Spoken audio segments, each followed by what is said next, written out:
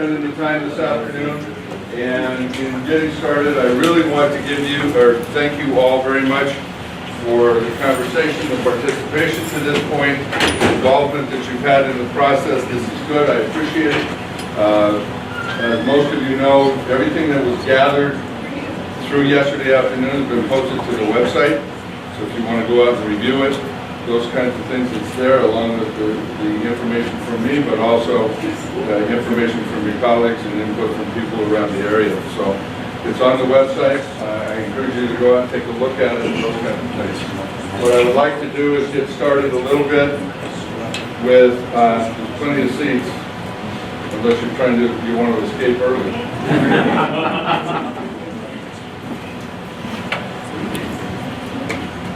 I'd like to start by giving you a little bit of the history and the background, the rationale, why the proposal was made, and why we have done this in the formal way according to the board policy, which is a stage it never got to last time, and there were some very good reasons for that.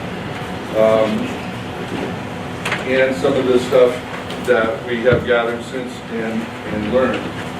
I can tell you that I don't wake up in the morning and wonder what new thing I can throw at you today and how I can make your life miserable. It's not that. It is not the case at all. I have a responsibility to the Board of Trustees and the community and to all of you to pay attention to what's going on and coming down the pipe and be in a position, hopefully the college can be in a position to respond to the changes that are coming to us instead of react after they hit us. So that's part of what the rationale is. I can tell you, and I mean this from the bottom of my heart, this is about students. Pure and simple. It's about opportunities for students. So, the first thing that I noticed is that our head count was for enrollments in the fall, the main terms in fall and spring, we're staying relatively close. So by that I mean fluctuating in the last 3 falls, it's fluctuated from 14.4 to 15.1 over the 3 semesters. It has been in decline a little bit, but it's been fluctuating and mostly declining from a little over 15,000 down to, in the fall term, 14,400. And I'll show you that data in a minute. But the FTS has dropped even more rapidly. And it has dropped to the tune of 200 to 300 per semester. So what that tells me is that the students are still trying to stay connected to the college, but something has changed in their lives where they're not able to take as many classes. So if the head count's staying fairly steady or within a range, but the FTS is dropping more rapidly, then there's something that has changed. Okay? Northrop Grumman is hiring 2,000 people in 2 years. We have put together a program to try to help them meet some of that need for entry-level airframe mechanics, but that's 2,000 jobs. And that's 2,000 family wage jobs that our students, when presented with the opportunity, are not going to turn down. Okay? BYD, it stands for Build Your Dreams, is an electric bus company that is over off I Street here in Lancaster. They have tripled their manufacturing space. They've grown from 100 employees to 350 in the last 18 months, and they are going to grow to 1,000 over the next year. When I talked to their Vice President of Operations, I said, how can we help you with the training? And he says, you should have started 6 months ago. That's how quickly they're hiring those people. So what that tells me is that those students are taking those employment opportunities. And how do we meet that need, or how can we support the students? We want them to stay connected to the college. So we have to increase then the flexibility that we provide courses and the opportunities for students to be able to get those courses, because all that happens for them is if they continue their education and stay connected to the college, their life in those jobs or their life in getting further employment elsewhere is enhanced.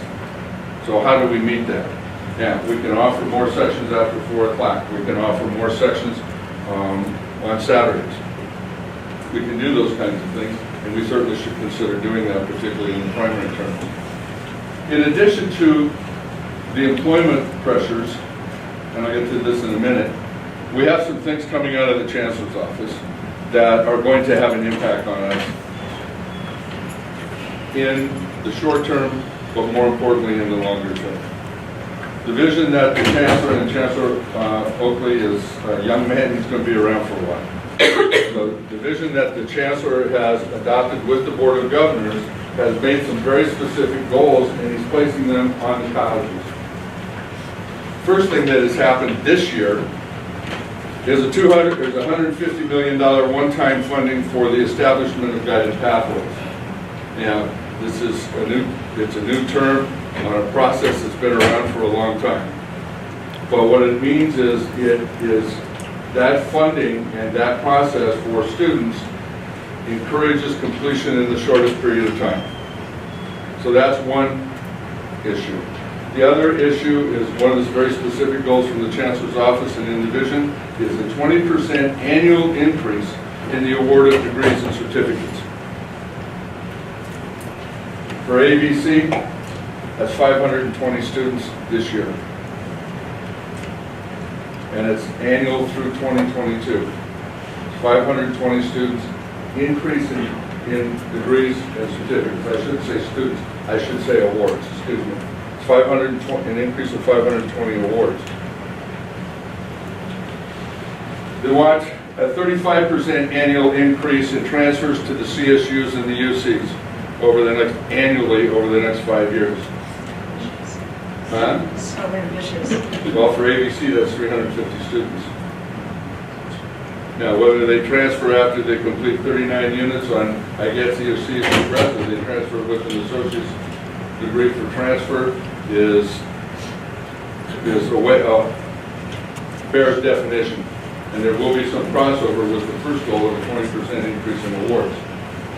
The other is they want to reduce the number of units that students are taking to completion.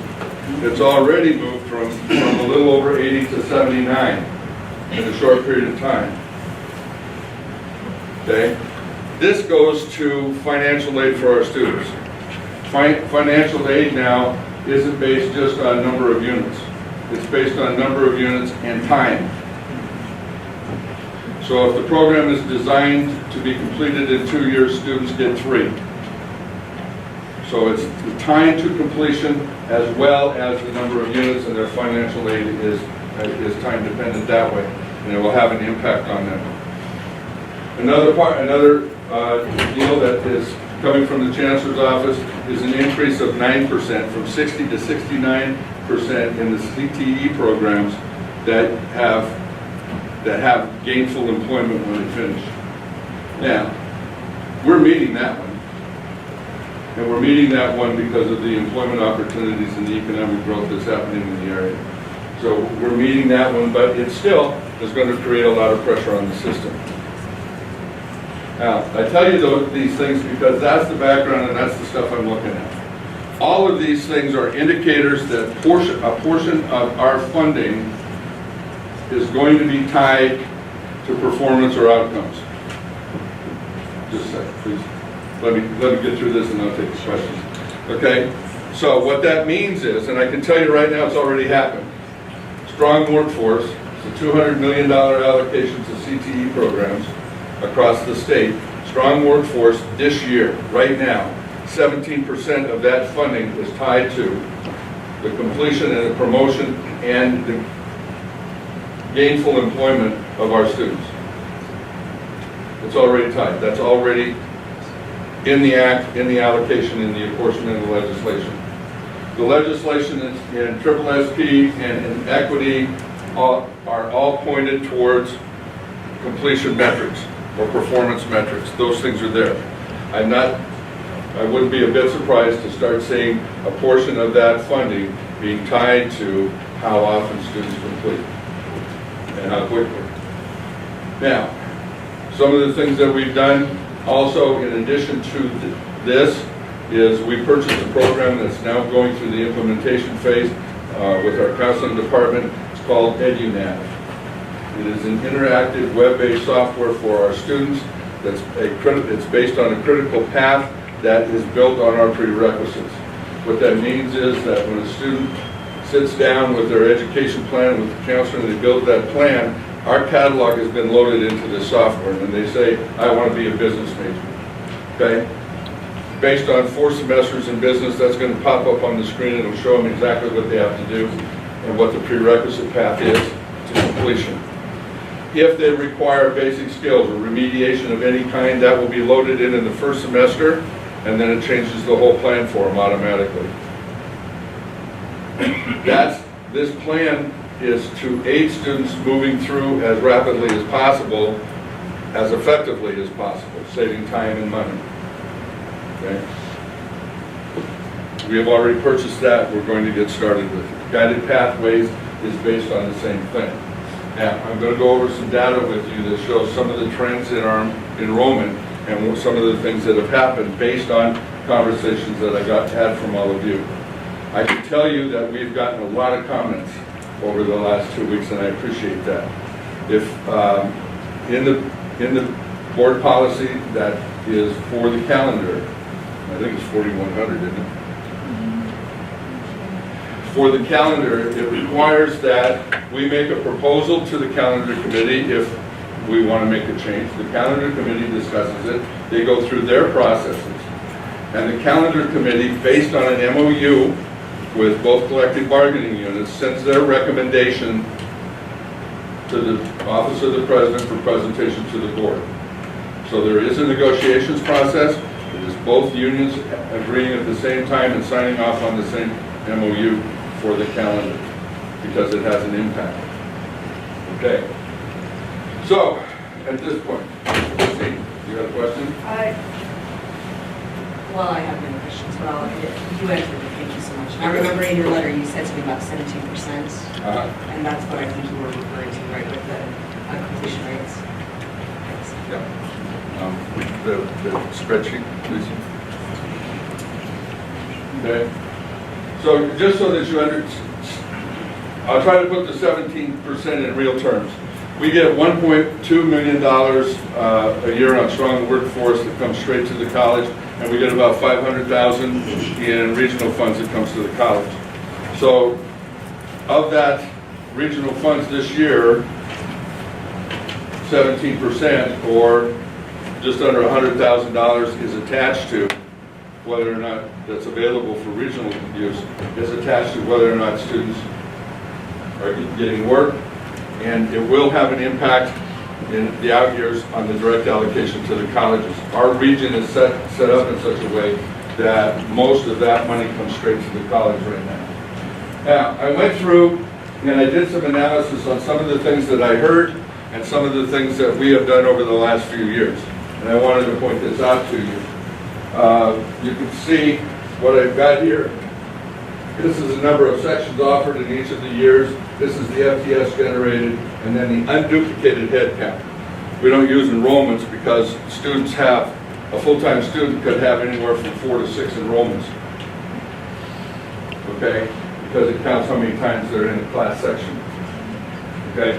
And as you can see, we go through it. Now in 2006, there was no intercession. Okay? And we were told that there was a strong impact in the out of that. So if we go from the intercession here to the spring session in 2006, yeah, there was a small drop, but you can see it was static. Now, so that you know, this is the numbers I have in my office. This is on the Chancellor's website and the data mart. I used that for all of the data so that the methodology was consistent. It wasn't open to my interpretation. I just reported what was there. Okay? And you can see some of the changes in enrollment as we go through. The other thing that I wanted to point out, now this is a result of the recession, and the intercessions during the recession were abysmal. One year we had 84 students in 14 classes. Because that's all that was offered. And I think that was, I forget what year that was, 2011 or 2012. Okay? So I went out and tracked that. That was a function of money, and that was a budgetary decision that was made here at the college. You know, there's all whole kinds of things that got involved in that. But as you can see, we've been pretty consistent, and this bears out. I went back and I checked back to 2005 all the way through, and when we had full intercessions, the capacity, with the exception of 1 year, has hung around 3,000 students. Okay? Now, when we had this discussion 2 years ago, believe it or not, I listened. And some of you said, well, let's try to increase intercession, see what we can do. So we did that. We've gone from 131 sections 2 years ago, we've increased it to 148 and then to 198. Our FTS has grown from 393 to 419. So our FTS has grown by 26 in 2 years. Okay. The number of sections has grown 67. The cost of 67 sections at the adjunct rate is $257,000. The FTS generated for 26 FTS at today's reimbursement rate of $5,000 is $130. So over the last 2 years, in an attempt to increase intercession, we have lost 120,000 plus. So it hasn't been for not trying. Okay? As you can see, summer has, since the recession was over, has enjoyed some pretty steady growth both in FTS and in enrollments, and is returning to pre-recession levels. Again, somewhere around our capacity in the 8-week process. Now, I say this because for the working student, a 3-unit class is going to meet 54 hours, whether it meets 5 weeks, 6 weeks, 8 weeks, 12 weeks, or 16 weeks.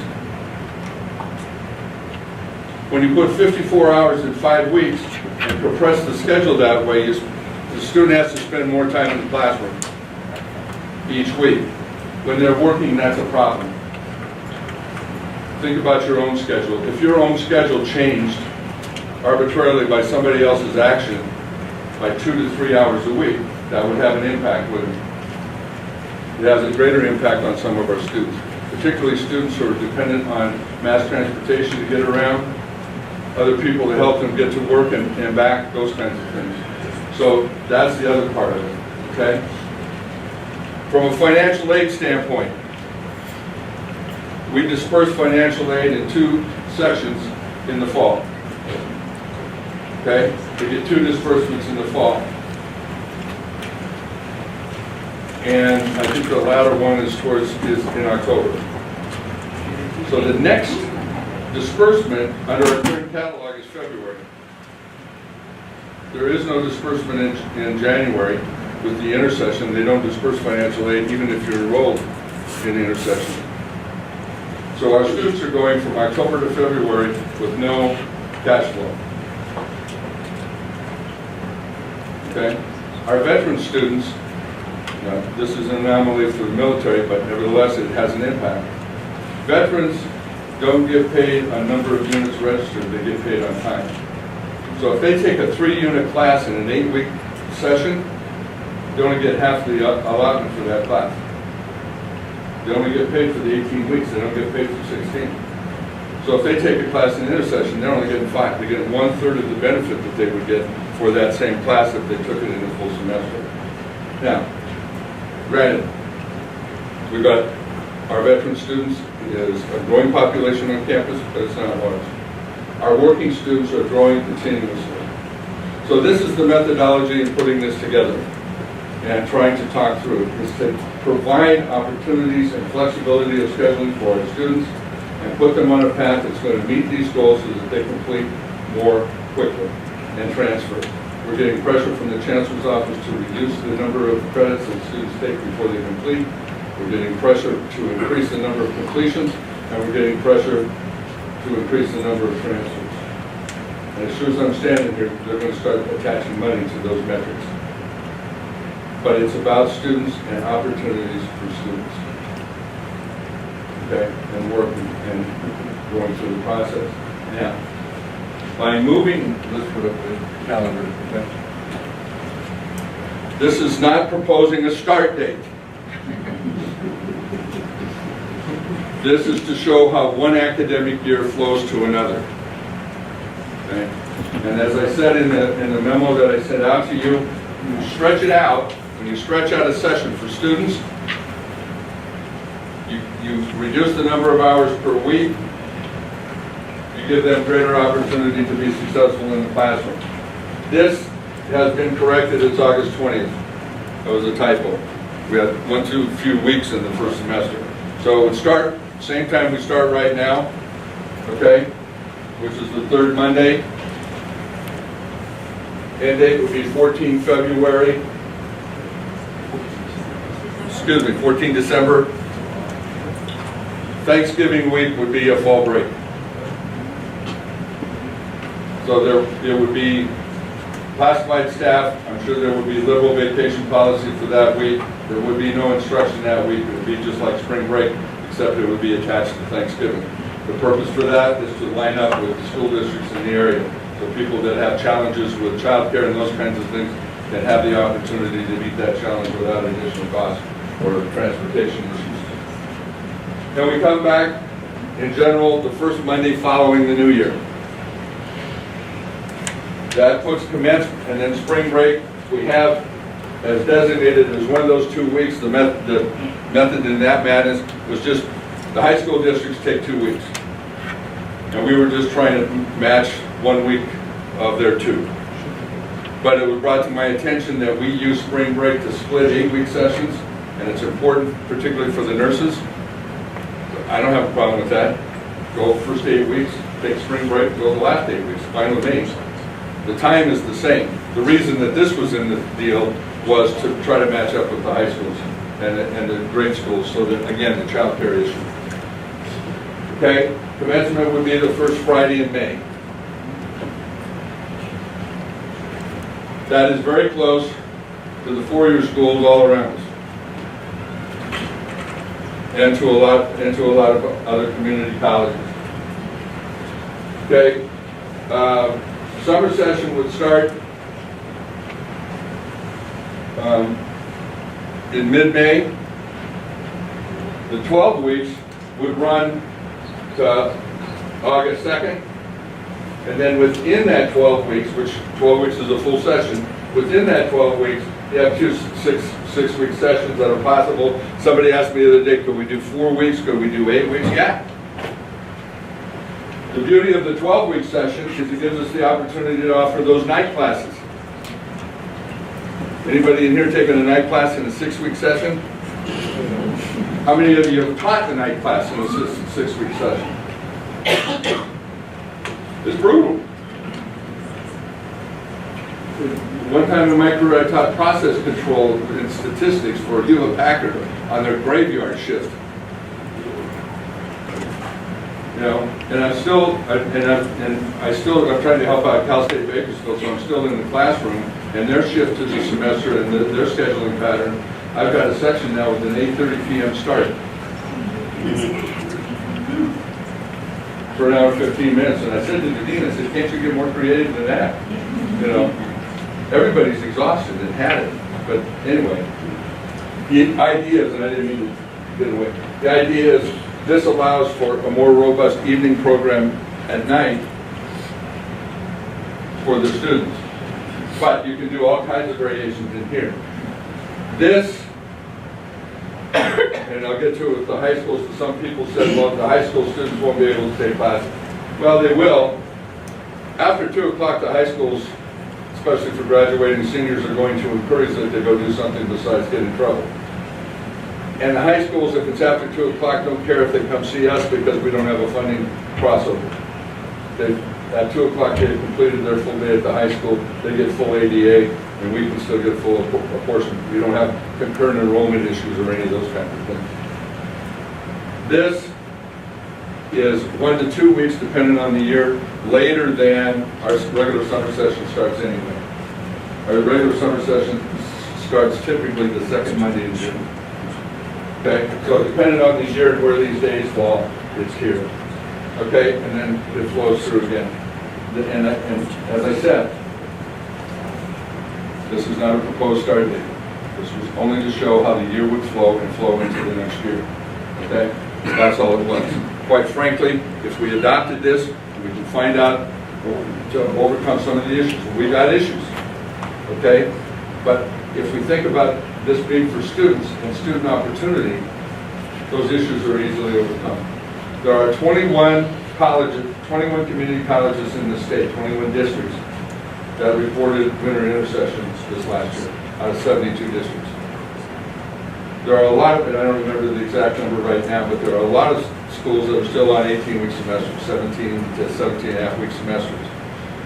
So they're starting in August, finishing before Christmas, and starting right after the New Year's. And they're finishing in early May to mid-May. Okay? Now, I can tell you that Cal State Long Beach, that is paired up with us on the engineering program, wants us to make the change. Cal State Bakersfield wants us to make the change. Shore High School wants us to make the change because we more closely align with their current calendars and it works for their students. So, I'm happy to entertain questions. Yeah. First, I'd like to thank you for the town hall meeting, and I really appreciate all the work that you've done for the district. I think it's remarkable and amazing. Now, with regards to this, what kind of courses are the high school students expect to be able to take during, say, the second week, since they can't take courses at session, since they can't take courses at first session? For example, I can't imagine, excuse me, for example, last summer I had high school students in my 110 course, and that was an 8-week course. I can't imagine them taking a similar course in 6 weeks. 110 is just not a viable course to teach since it's only 10. What's that? Physics 110. So physics 110, in my opinion, can't be responsibly taught in 6 weeks. It's just too much. And I don't think we should try. So they couldn't take 110 during that second session. Offered over 12 weeks. Yeah. But the start date is May 13th, and then they get out in mid-June. No, most of the high schools are done by Memorial Day. A few lap into the first week in June. And if they want to take that class and get ahead, there's no problem. And if we offer it after 2 o'clock, the high school doesn't care. So they do get out prior to May 13th? No, they get out around Memorial Day towards, most of the high schools are completed by Memorial Day. Okay. Some are a little bit later. You offer it like that.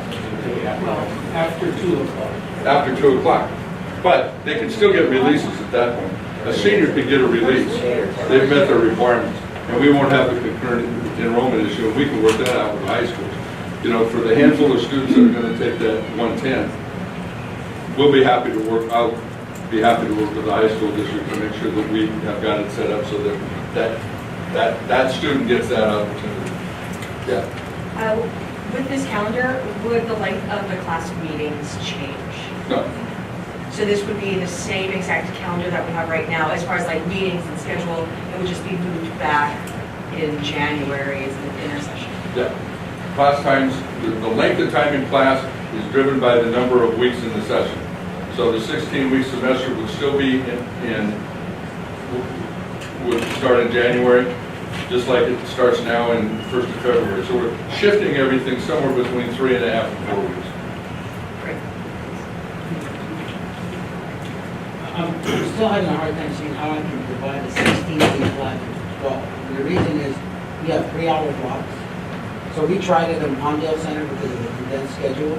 The first half, we had 2 labs a week. The next half, we only have 1 lab a week. That's how we schedule it. I'll send you a 12-week block schedule that shows how the labs are scheduled. Well, I contacted Bakersfield College Share because they have some of this calendar. And I said, do you guys schedule any of my units? 120, 110 of physics. They don't. So it just doesn't work out. They just. So you got 6 hours of lab and 3 hours of lecture. Is that how you get to your 5 units? Well, we don't teach 5-unit courses. Not 120, 110. We don't teach units. Awesome. No. Are those 5-unit classes? The 5-unit classes, for example, if it's an 8-week, let's say, okay, we have 16 weeks, right? If the lab meets twice a week during 16 weeks, in summer, then they meet 4 times a week. If it's once a week, then we switch it to twice a week, Monday, Wednesday.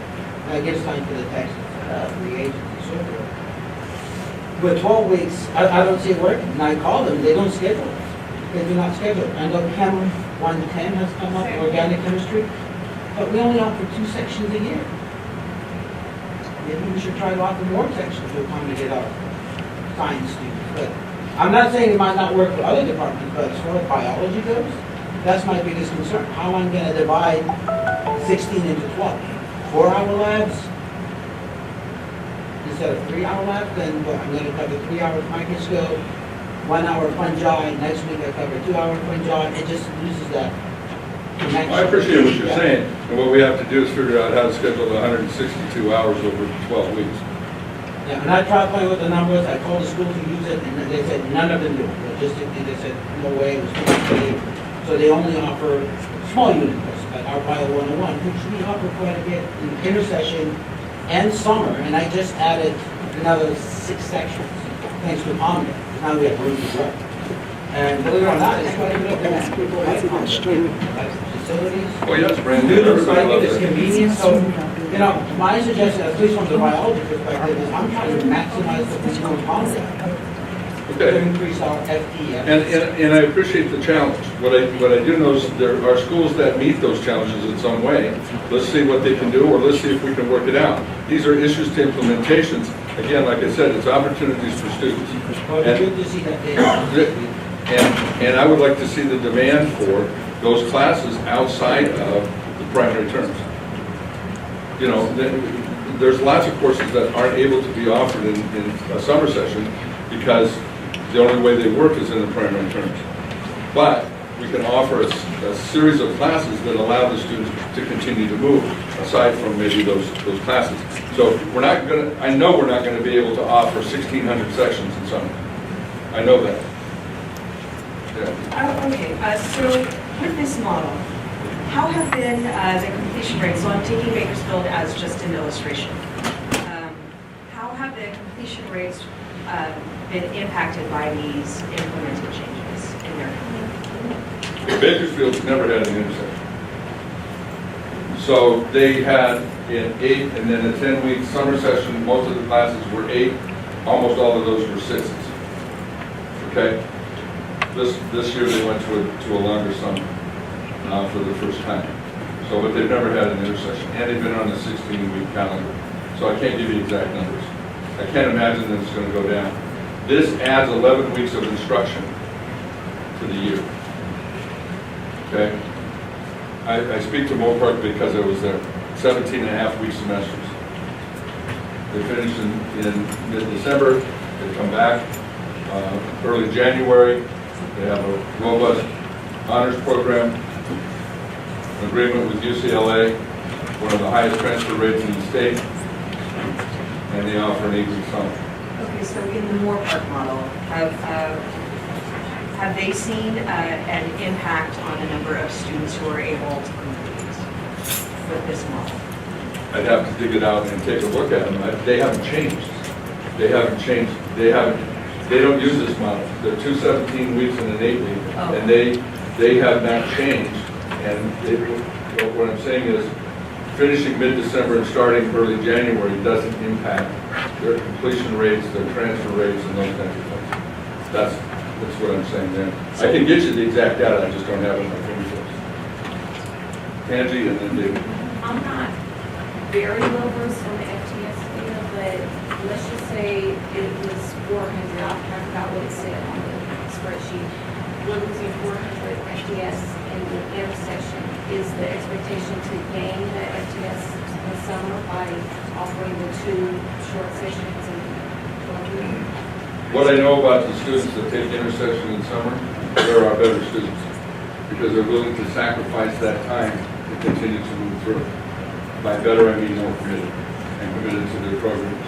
So, given the time to educate the students, that's why you don't just start tomorrow. Go through it so that they have the opportunity to fulfill the plans that they now have and make the adjustments. I would say at the very least you could expect that the FTS and winter intercession would move to summer along with the summer that we currently have. By adding 11 weeks, if all of it did was duplicate itself, I mean, if the 2 6 weeks were like 2 intercessions, and this is somewhat educated, I would guess that FTS is going to increase somewhere between 200 and 400 per year. By having 1 6-week session and the 12-week session cross July 1st, it becomes discretionary. So you can report it either in the previous year or save it and report it the next year. David? So as a proud graduate of Moore Park Junior College, I think I know a little bit about this junior college. And I'm looking at the transfer, you talk about transfer rates between Moore Park or Santa Monica City and Antelope Valley College. I feel like just intuitively, you're talking about how we can be Moore Park. We are not Moore Park, we are Antelope Valley College. I'm not suggesting that. But it seems that you want to have the same type of schedule. No, I don't. I just said Moore Park is 2 18-week semesters, never had an intercession, and an 8-week summer. I'm not suggesting that at all. I'm suggesting 2 16-week semesters as we have, fall untouched except that we don't have instruction during Thanksgiving week. And that we start earlier in January so we can have a more robust summer. So as a follow-up with regards to intercession and possibly losing intercession, do we have any data that supports students who take intercession, then because of the success they have taking intercession or retaking a class that maybe they didn't do well in fall, they then graduate and they graduate on time? Given the opportunity to adjust those plans, they will transfer because it hasn't had an impact on transfer rates in the places that don't. There are 21 districts that have winter intercession out of 72. So there's 51 that don't. We have still 4 colleges on the quarter system. Foothill, De Anza, and it's 3, and Lake Tahoe, I believe. Ed?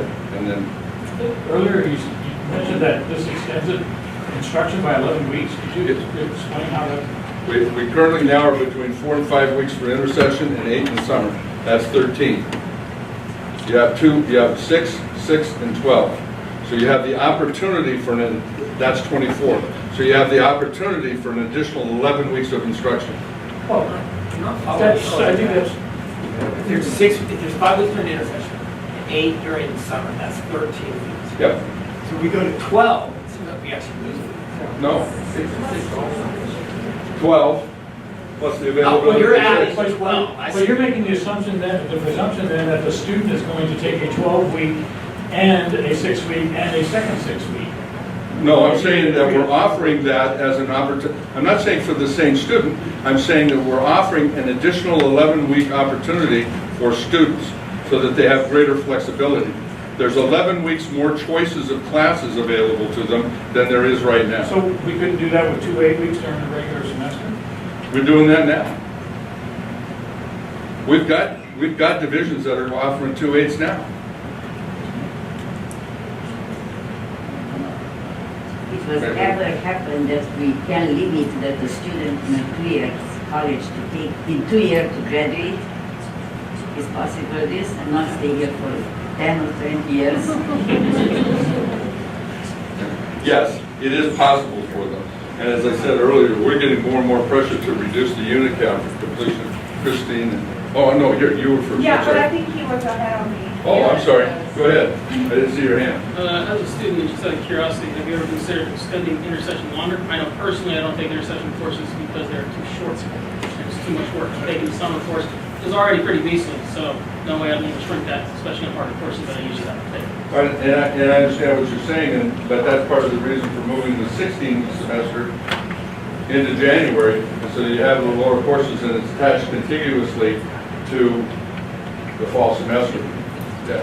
I do see that, but my concern would be that, one, the way you described it being broken up, would be that the summer course would be 2 6-week sessions, which could potentially be spread out, as you mentioned, but yeah, you were right. You have the 12 weeks there so you can spread it out so it is longer, which is good, but at the same time, I feel like that leaves me less options. Because sometimes I want to take a winter course to continue things going through the next semester where they offer more regular courses. Not everything's offered in intercession or summer. No, I understand, and given the opportunity to adjust your schedule, you would be able to adjust into this, move from a 16-week semester to a 16-week semester to a 12-week summer, if you wanted to do that. Like I said, this doesn't start overnight. But as the data shows, we've got 3,000 to 4,000 students taking intercession. What are the other 10,000 doing for that 6 to 8 weeks? And what are we doing to serve that other 10,000 students that aren't taking intercession classes? What are we doing? I was wondering, are we taking into account that some students might need to work and they maybe go and do an internship during summer and they use intercession to make up for what they can't do during summer because they need to work? I have another question, sorry. My second question was, I know some colleges around here tried the proposed schedule and then reversed to the old one. Do we know why? Well, I can tell you what Canyons did. Canyons was going so quickly that they reinstituted Intercession because, so they could take care of the growth money that was on the table and put it in the current year, instead of waiting for it to come in summer. So they purposely put it there so that they could get the growth money that was available in the budgetary process. Pasadena City Hall. Pasadena City went back because they were forced in a PERV thing, had nothing to do with the calendar, had everything to do with violating the collective bargaining process. But the calendar itself was not the issue. The president just went ahead and did it and didn't go through the process with the collective bargaining. Yeah. I have a question from earlier. Are the CSUs and UCs supportive of our growth goals from our Chancellor? And are they growing in tandem with the goals set by, for the community colleges? Yes. They have opened their doors. They're taking more transfer students, particularly in the fall. They've started taking spring transfer students. They have a mandate from the governor to open the doors. Chancellor Napolitano has increased the availability for UC transfers, and Tim White with the CSU system is encouraging that as well. So, One of the things I've always enjoyed about January is having the time to engage in many flex activities. So I just wondered, will there be some way that you might have a concentrated number of flex activities within some of the months that aren't covered by classes? sure, we can schedule those. We're with Christine, put up the schedule. We can meet those things, sure, in a variety of ways. If you notice, when you finish, by finishing May 4th and coming back August 26th, if you do not teach, there's an opportunity for all kinds of things there. I'm still at a loss as to what exactly this will achieve. I mean, if it's increased enrollment, I can't see that happening. For example, when you show the data where we didn't have an intercession, those numbers didn't appear in summer. And so, what will this achieve? Will this achieve increased enrollment? For example, the high school students who take these 12-week courses, they can't take advantage of these 2 6-week courses.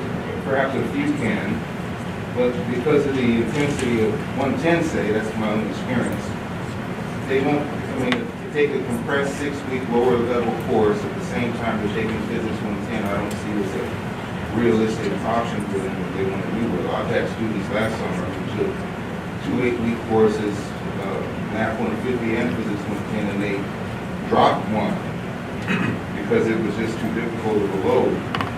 I don't know what, is this, I can't see it improving enrollment if that's the goal. Well, the goal is opportunities for students and flexibility. If I've gone back to work, and I have to work to address your question, if the schedule is such that I can work in a class around my work schedule and do it, and I deal with students that go through this process all the time. If there are more opportunities in the evening, if there are opportunities on the weekends, if there is a greater flexibility during the day, so if I work 8 to 2 and I can get a 3 o'clock class, those kinds of opportunities are what we're trying to create, that right now we don't. When you compress any class, you put a 54-unit, 3-unit, or 54-hour, 3-unit class into 5 weeks. It has to meet 10.8 hours a week. The change in that from a 16-week semester changes that opportunity dramatically. So from 3.5 weeks to 10.5 weeks, what does that mean to my work schedule? So by the 12 weeks in the summer, that means that we can offer more evening classes. Because then we're not, you take a 54-unit class and you try to do it at night in 6 weeks? Well, we can offer night classes during the 8-week schedule. Physics 101 is an evening course. I understand that, but we're not offering an intercession, are we? So We can't offer during a 6-week course. I mean, we're going to offer Physics 101 in 6 weeks. That's a different. no, what I'm saying is, I know there are courses that won't fit the model, but we can offer more courses across the entire college for students to be able to complete. So 110 may not work, but Bible 101 for a freshman might, and English and poli-sci and those kinds of things that can get them started will. Or if they've got a gen ed requirement that they have to meet and they are working, do we have greater opportunities for them at night? A night class over 12 weeks is a lot easier to handle than a night class over 6 or 8. Yeah. I have a quick comment and a question. So first of all, you know, I teach geology and earth science. And one of the things I really like about Intercession is that I'm able to run field trips. When I've talked to other faculty, they say one of the best tools for recruiting students to the major, like the geology major, for instance, is getting students out of the classroom, out on field trips. So in Intercession, I'm able to run a bunch of those. I'm concerned that in summer, were I to run geology in the summer, I couldn't just because the desert is too hot. I'd be afraid it would be dangerous for the students. So that's my concern about running geology and earth science in the summer, and still having that richness of field trips without having to go like a really long ways away from campus. The second thing is a question. So I've both taught Intercession and not taught it, and one of the differences I noticed is that when I prep for Intercession, I have to get everything done and out of the way well ahead of Christmas, because portions of the campus shut down over Christmas. And it's hard enough to do that for just one class when I come back for Intercession, and enrollment is fluctuating. I may not even know if the class is going to run. It has so far. But the enrollment is fluctuating, so as I send copy orders, I have to send them way early with huge numbers, because I don't know what my enrollment will be. Students email me through the December 25th to January 1st period with a lot of questions and need student services assistance, and some of that's just not available. So would we also be changing the calendar for student services availability and faculty support if we switch to this new system? Well, it wouldn't change the classified work year at all. Okay. They work through the Friday before Christmas and come back the Monday after New Year's or shortly after New Year's as it is. They wouldn't change that to begin with because that's the same. And I appreciate what you're saying. There are schools that manage to get this done, that are on traditional 17.5-week semesters, that are back-to-back with a 10-day, 2-week delay between the 3 weeks actually, between the 2 semesters, and they adjust and adapt to that. And that's where, and there are issues that we have to work through, there's no question about it. We got issues with the bridge courses with the nurses that we would have to go through, and financial aid reporting, grade reporting, so that those kinds of things. But given the opportunity to work through those things, and like I told people, there's no proprietary knowledge in California community colleges. We steal from each other all the time. So, given if, for instance, we started with the 2020 year. As an example, we would have 18 months of opportunity to educate students, allow them to get into that cycle for their transfer courses, allow us to work through some of the student services issues that would have to be addressed, some of the scheduling issues, those kinds of things. This isn't, I'm not standing up here saying I want to get rid of Intercession January 1st. I'm not going to do it. So the first intercession that would be impacted that I see possible would be 2020, January of 2020. And that, again, that's only a possibility. It is an example. It is open to negotiation through the calendar committee with the folks in that committee, and a lot of conversation along with that. I'm not suggesting that as a target. I'm not going to the negotiating table with that right now. Yeah. This isn't really a question, it's more like a comment. I'm a student here, I work here, and I have a family that I take care of. And I think this just gives me more opportunity around here. And I understand what you're doing, and I'm definitely in full support of this. And I know there's other students like me that doesn't necessarily have everything perfect, and we have to work around our school work, whatever it is. I think it's a great idea. Thank you. I have another question about a concern that I have is about the growth of well, it's not a concern. I see that if we go with this model, that the summer will become a more robust, busy term. It will be like having a semester, a quarter, and then a semester again.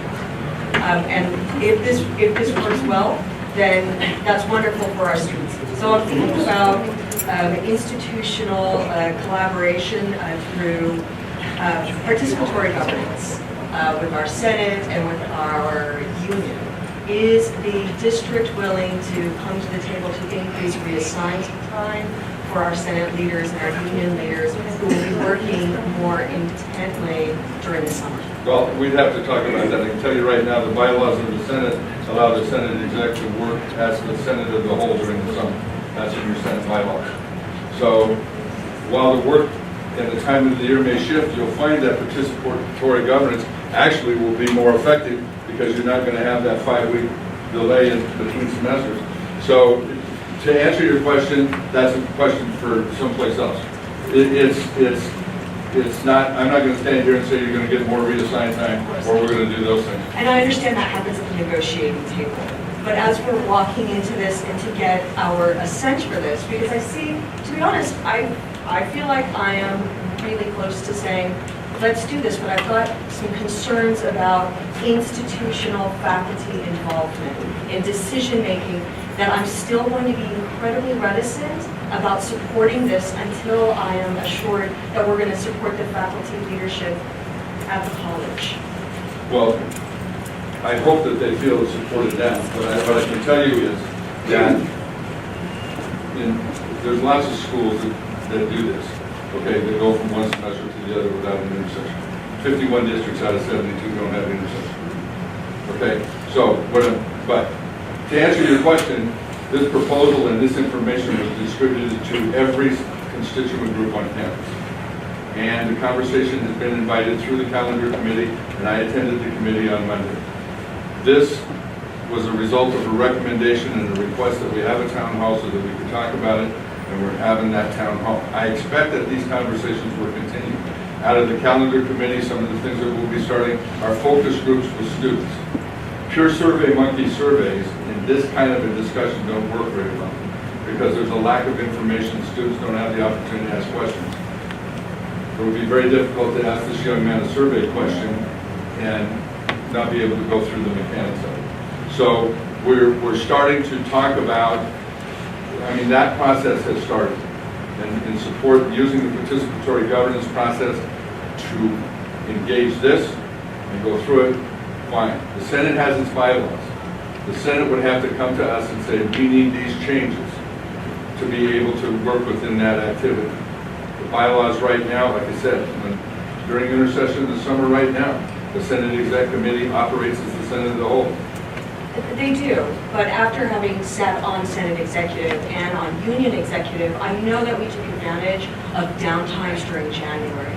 And a lot of us worked during the summer, not as intensely as we do during the regular term because we don't have the faculty here to have the kind of conversations and the process that we would need in order to make important decisions. But during January, there is a sweet time when we finally got to let down and relax before we picked back up again.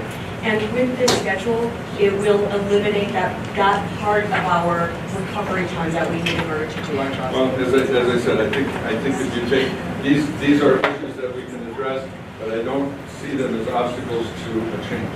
I think you can address those issues and figure out how to solve that problem. I'm just wondering if the district is willing to engage in that conversation. That's all I'm asking. I'm not asking, is this something that you're willing to go on the record and say you're going to definitely do right now? But the district is engaging in the conversation right now. Yeah. Just building on a few things that Professor Oliver and Professor Bowden mentioned in conjunction with what I mentioned previously.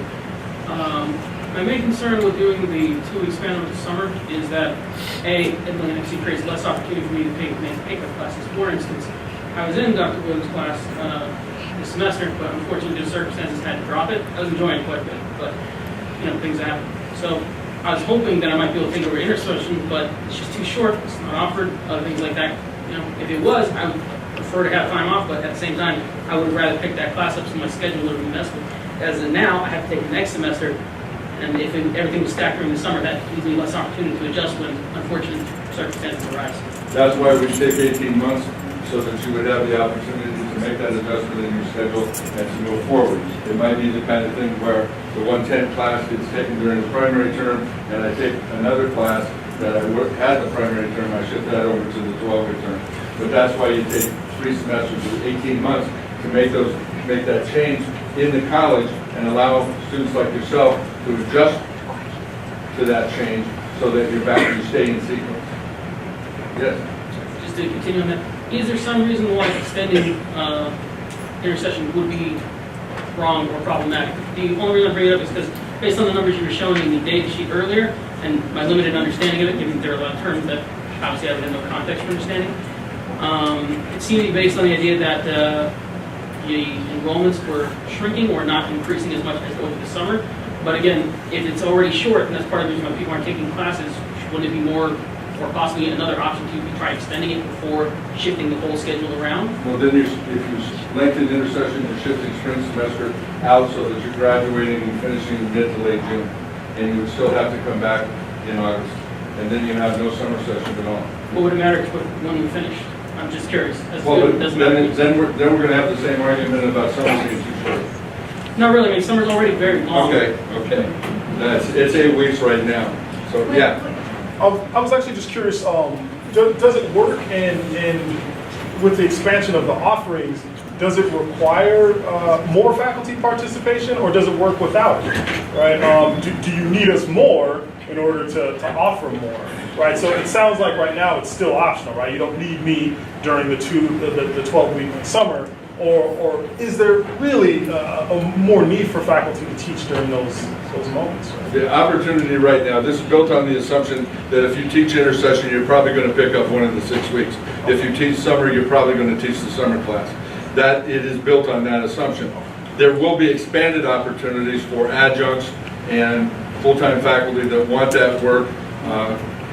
That those opportunities will exist. Yes, they will. And the nice thing about that 12-week session in the summer is that's forgive the term, but it's off contract, which means that the limitation on adjuncts doesn't apply. Yeah. I was just wondering if you had data on number of graduations without intercession, because a lot of people use intercession to take up classes and or to take a class they wouldn't have time to take in the spring, so they could graduate in the spring. You need that without intercession, you're going to actually have less people finish on time. That's the reason for the 1.5 year delay in getting started, so that the students can adjust their work plan, their ed plan, to being able to meet that demand. There are schools that don't have intercessions. Again, 51 districts do not have intercession, and they have the same pressures to graduate that we do. And so you give students the time to adjust their ed plan, pick those things up. They have the opportunity. There's an expanded opportunity for flexibility in the summer, and they can move through those 2 semesters more efficiently. Like I said, we have a long history where intercession tends to be somewhere between 3,000 and 4,000 students. What about the other 10? We're focusing on 3. We're not talking about the other 10. And that's at our current enrollment rates. This plan is intended to serve the greatest number of students possible in the change in their lives economically and those kinds of things that are going on right now. And believe me, we want to keep them working. That's good for them and their families and everybody. Yeah. Okay, as someone who has received 4 degrees while working full-time, I appreciate the flexibility in colleges and what they offer. And I'm somewhat astonished that out of this entire conversation, not once has the word online or distance education been mentioned. Why do we not expand? I mean, even the Chancellor's office is talking about a fully online community college, so there's viability in that mode. Why are we not talking about developing a robust online program that we can offer on top of the model we have right now that serves the students, gives them flexibility, and allows them to continue working? I don't have a problem talking about further online classes. That's fine. It meets a certain portion of our student body's needs and their capacity to get through the classes. The other part is you got some real serious competition with Saracoso that 53% of their enrollment is online. Yes, but how many of our students have we lost to Saracoso, and how many have we lost to COC? Well, what I'm saying is I have never said no to online. and those kinds of things. So if it's developed and it's available, that's fine. But what I'm saying is that student, that doesn't work for, that's working right now by increasing the flexibility. You can still, I still think we need more classes after 4 o'clock. I think we need more offerings on Saturday. I think the terminology I think we're using here is blended. I call it hybrid, where one day's in the classroom, one day's online, out of a 3-hour lecture. I think all those flexible options need to be available. But we need to make as many of them available as possible. So, Hey, just a clarification. Right now, as far as I know, there is a limitation of what we can teach during summer and intercession. It's 10 units during summer, and it's 6 units during intercession. So I just wanted to clarify, because we made it assume that we could teach 12, 15 class units. Just throw this out there during the summer. that's a contractual thing. What I meant as far as ed code goes and adjuncts, the 10 unit .67 load limitation on adjuncts does not apply to outside the primary terms. As far as ed code goes, if that's in your collective bargaining agreement, that's something that you all can address. I got a student back here and then I'm confused. Similar to mental, since you can only take 2 classes over summer and 2 classes over intercession, if you add on the 12 weeks, instead of it being 14 weeks total for the 2, does that mean you can take 4 classes over your 2 6-week intercessions? You can take 6 if you want to. But would you be extending No. that limit? Yeah. How much you want? Yeah, I mean, it's, you're limited only by your capacity to take the instruction, yeah. Yeah, so with this summer, time can be favorable for full-time schedule of 12 weeks? Sure. Sure. If that limitation exists, it's because it's artificially placed on some capacity that the institution has. That is not, there's no legal limit to the number of courses you can take during any given term. Now, you're going to hit a point where I'm going to probably sit down and say, you might want to rethink this. If you're taking 18 units in 6 weeks, it might, when you go to sleep, kind of thing. But, How many students last year used intercession in order to transfer in the fall? I have no idea. I can tell you that last year, intercession that just completed in January, okay, was 3,007 students. I'm sorry. 3,000, we traditionally have had 3,000, around between 3,000 and 4,000 students take intercession classes, okay? Whether they use them for catch-up for athletics or transfer or basic skills augmentation or whatever, I got no idea. Because I could probably find out, but right now I'm telling you, I don't know. But It's just a number I was curious about because I had students who did it and they were able to get into, one's going to UCLA right now. I'm so proud of her. Yeah. But if she didn't have intercession, she wouldn't have been able to. no, but she would have had 2 6-week sessions the previous summer. So it's a matter of getting out in front of it long enough. Yeah, because if you, folks. I understand the point. I was just asking about that number. That's all. Yeah. I was just going to say that for transfer students, most universities are a fall start. There are some that will start in the spring that will offer that, but for most, it's a fall start. For UC specifically, they don't want you sitting around twiddling your thumbs the semester before you go. So it's really important that whatever we do, we try to ensure that our students are spring finished. Everything has to be wrapped up that spring semester before they transfer. And that, unfortunately, is really where intercession becomes kind of like the saving grace for a lot of students, where they can slap that critical thinking course in, or lighten up that last spring load where they might take 6 classes in the spring, one in intercession, not sit around a whole year. So that's my only concern. I know it's all about like getting out the word, having full-time And church. having them plan ahead. Yeah. Follow Ed's deal and put them in an online class, those kinds of things.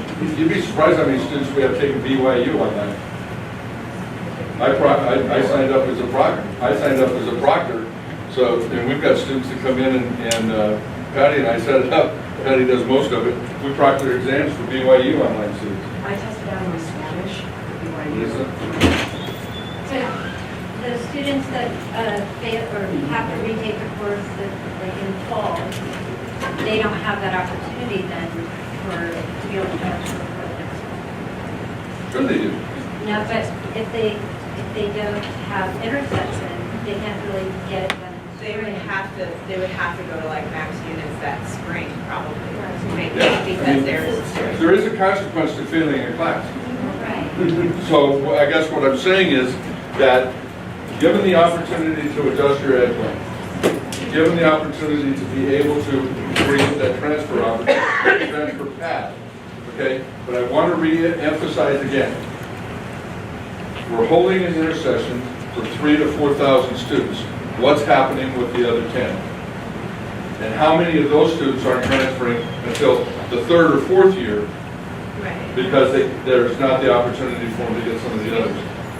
Ed, then we're going to be done unless somebody's got a burning desire. Two things. One, thank you again for this opportunity for this discussion. It's been pretty awesome to watch the email meltdown. But my question is, what is the time frame? What vision do you have for the time frame for a conclusion to this process either way? The proposal has been made to the calendar committee. I would have to refer to the calendar committee for the timeline that they may have established at this point. We're using this information that we gathered here today will be forwarded to the calendar committee. As an aside, we have been recording this. The streaming didn't work today, but it has been recorded. It will be posted up on YouTube as soon as they can get it processed. It will be on the college YouTube channel so your friends and neighbors can watch it. So it has to be left to the calendar committee at this point for their process of going through it. Both collective bargaining units have to get involved. There has to be an agreement on the MOU. Then it comes forward to my office and then to the board. Back in the corner and then Ken. I'm looking at this PDF that ABC released showing students and numbers, and it looks like in the 2013-14 year, 14,000 students were in the fall and spring semesters. On summer and intercession, roughly 3,000 students there. It seems like a lot of students take intercession as a break between fall and spring, and if we remove intercession, energy levels and motivations will drop throughout the middle of the spring semester. That might be the case, but as I said, there are 51 districts that don't have intercession, and some of them have the highest transfer rates in the state. And the more robust summer, the opportunity to shift that will provide that opportunity for students. The intercession typically, now 13-14, we were just coming out of the recession and we were just starting to rebuild summer and intercession. Typically, intercession's been between 3,000 and 4,000 students. Summer has been between 5,000 and 6,000. And I don't see that that's going to change at all, and it may get the opportunity. If those 6,000 to 7,000 students get the opportunity for one more class in the year than they're getting right now, they're going to leave here a lot sooner than they do and supplement the program. So you have the opportunity to catch up, that kind of thing. Anybody got a burning? I want to honor everybody's time. Ken? Okay, also I'd like to request that it's been set up on the emails to scan students, not just here, but in the potential community, as to what they would most like, how they would be most served right away, what their preference is, because rather than throwing darts at what we think they might be, let's get some data on what they would most prefer to go with. The calendar committee has started that process, and as I said earlier, we're going to have some focus group with students. We're going to make sure they have the information and they can make an informed opinion. So it's out there, it's available. All this stuff is on the website. It's there available for you to read. Okay? Please do so. Engage. Pam? And I just wanted to say that the classified aren't sitting silent on this because there is going to be an impact on them as well because of the 2 short semesters and gearing up for the instructors because they start their work ahead of each semester. So there is going to be an impact there. The classified are also very concerned about the impact that it's going to have on the students, which we did discuss in the calendar committee. So it is important that not only do you have these kind of open meetings where there's discussion and sort of maybe even a little confusion and swaying at the same time, but I think it's also very important that there be a survey that really gets to the heart of what the students really want, because after all, they're why we're here. Oh, absolutely, and that's the reason for the suggested change. It's purely about, I believe it, it's about opportunity for students. And what I see is the pressures that are going to be on the institution in the out years that are coming to us. And all those are geared towards being better for students, those goals. Yeah. One other thing I wanted to clarify, because I did ask this question the other day, but people didn't hear, don't have the benefit of hearing it. This is not a Band-Aid coming down. This is something that's a decision that the campus is going to make based on the need, because you talked about the new companies that are opening and the new jobs that are opening, but there's not like some future mandate that's coming down that's saying this is something that we have to do. Is that correct? Yes. There's nobody saying that you have to change your calendar, but there are mandates and pressures to increase completion rates, to increase awards, to lower the number of units students take before they leave, and the number of students that get gainful employment, the pressures from financial aid that are now time dependent as well as unit dependent, those kinds of things. Those mandates are coming and are there, but absolutely, nobody's telling us that we have to change the calendar to meet those mandates, but they're coming. You said there's 51 campuses that do not have a winter intercession. Yeah, according to How many campuses are following this calendar? Oh, they're all over the board. There's some that have got a 12-week summer. There's 4 colleges, 1 3-college district, and a separate college that are on the quarter system that have essentially 4 12-week sessions. So, I mean, they're all over the board. Some have only got 4-week summers and no intercession. Some have got intercession and 6. Those that have intercession are pretty much 6 and 8 week summer Do you know sessions. how many don't have an intercession and have a 12-week summer? No, off the top of my head, no. And one other question. Have you considered trimesters instead of semesters in the summer? I mean, would that be something that faculty and staff could look at? Well, you could talk about it, but that's 48 weeks of instruction. Okay. So that puts a lot of pressure on it. This gets us close to the trimester with allowing some breaks in between. I didn't know where Mr. Houston, I just have one quick question. Did you say that the campus would be shut down for the Thanksgiving holiday? It will act just like spring break, but still working. but I know that there will be, it's there to address any childcare issues. There will be I know that there would be very liberal vacation activity. There would be no instruction, but the college would still be open for those 3 days. We can also negotiate. Is that a hint?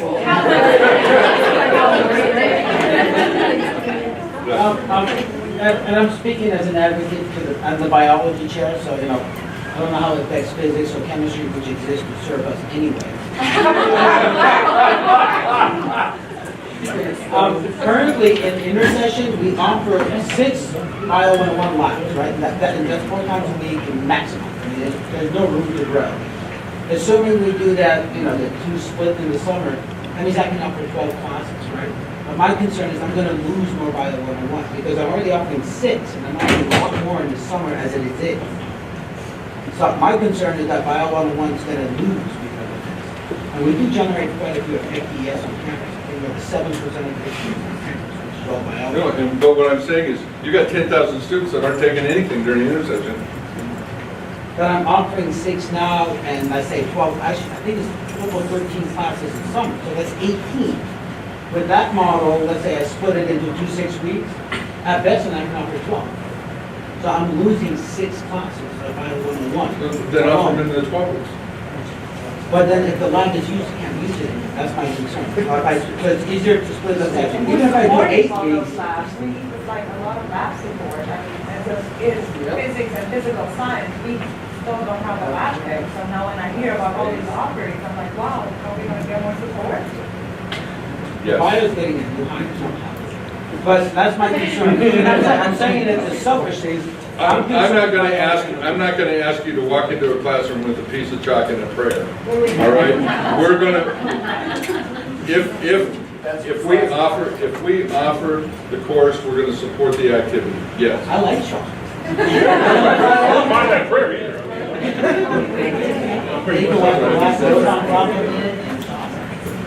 Thank you. Okay, ladies and gentlemen, thank you for a great conversation. I appreciate it very much.